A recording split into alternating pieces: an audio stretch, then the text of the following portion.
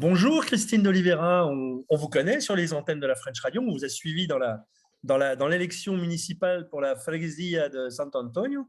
Et là, aujourd'hui, on vous retrouve à nouveau en campagne électorale, mais cette fois-ci, c'est pour les législatives. Le vote a lieu dimanche 30. Ce sont des élections hyper importantes puisque le gouvernement est issu de la majorité à l'Assemblée de la République. Vous êtes candidate. Expliquez-nous un peu comment ça fonctionne. En France, on sait comment ça fonctionne. Une circonscription élit un député. Au Portugal, ça n'est pas du tout la même chose. Racontez-nous. Bonjour Jean-Guillaume, effectivement, bonne année, on peut encore se souhaiter la bonne année. Absolument. Écoutez, effectivement, les élections législatives au Portugal sont différentes. Il s'agit d'élections donc avec un tour unique, où on élit effectivement, chaque parti élit plusieurs députés à la proportionnelle, donc en suivant ce système. Donc, dans chaque circonscription, on a 22 circonscriptions au Portugal, plus 2 circonscriptions des Portugais de l'étranger. Et chaque circonscription élit, vote pour une liste, pour un parti politique. Et par exemple, dans votre circonscription, combien de députés seront élus en tout? Alors, dans la circonscription de Lisbonne, on élit 48 députés au total.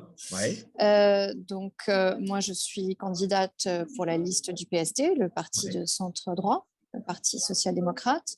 Et à titre d'information, aux dernières élections, on avait élu 12 députés. D'accord. Voilà. Sur la circonscription de Lisbonne. Sur la circonscription de Lisbonne, voilà, sur les 48 députés. Donc, la liste qui a le plus de voix dans la circonscription a le plus d'élus. Et au niveau national, évidemment, le parti qui élit le plus de députés va former le gouvernement. On annonce les deux grands partis, le PSD et le PS, au coude à coude pour la victoire. Vraiment, l'écart est faible entre les deux.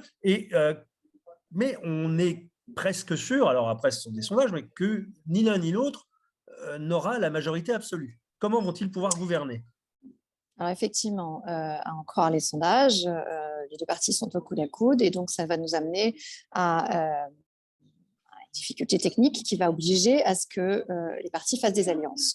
On avait assisté à cela déjà en 2015, lorsque le Parti social-démocrate avait gagné les élections de peu, et le Parti socialiste, s'étant allié au parti de gauche et en créé une sorte de gauche plurielle, a fini par gouverner un premier mandat, puis une moitié de deuxième mandat jusqu'à la fin de cette année, qui s'est soldé par un budget qui n'a pas été voté et qui nous a amené donc à ces élections anticipées.